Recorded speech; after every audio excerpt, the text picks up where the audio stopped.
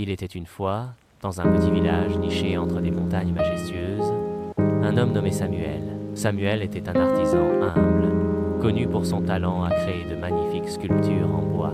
Chaque pièce qu'il façonnait racontait une histoire, une émotion, une part de l'humanité. Mais au-delà de son art, Samuel avait un cœur immense, toujours prêt à aider ceux qui en avaient besoin. Un jour, une terrible tempête frappa le village.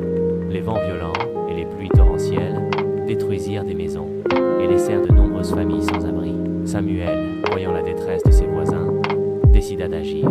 Il rassembla tous les matériaux qu'il pouvait trouver, des planches de bois récupérées, des toiles de tente abîmées, des couvertures épaisses. Il commença à construire un abri rudimentaire mais solide, ses mains calleuses travaillant sans relâche.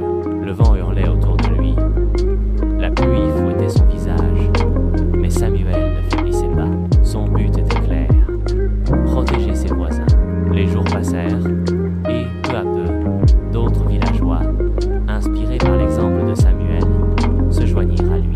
Une jeune femme, Marie, experte en couture, apporta des morceaux de tissu pour renforcer les murs de l'abri. Un vieux forgeron, Thomas, offrit des clous et des outils solides. Même les enfants aidaient à transporter les matériaux, leurs petits bras chargés de pierres et de branches.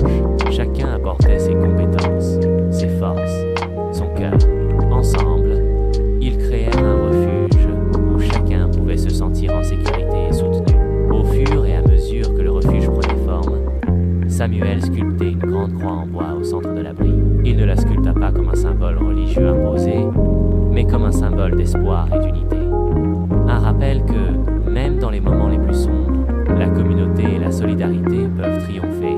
La croix, simple et imposante à la fois, devint le cœur de leur refuge, un point de rassemblement, un symbole de leur résistance commune face à la tempête. Lorsque le refuge fut terminé, le village organisa une grande célébration.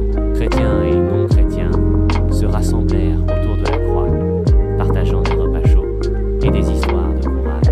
La tempête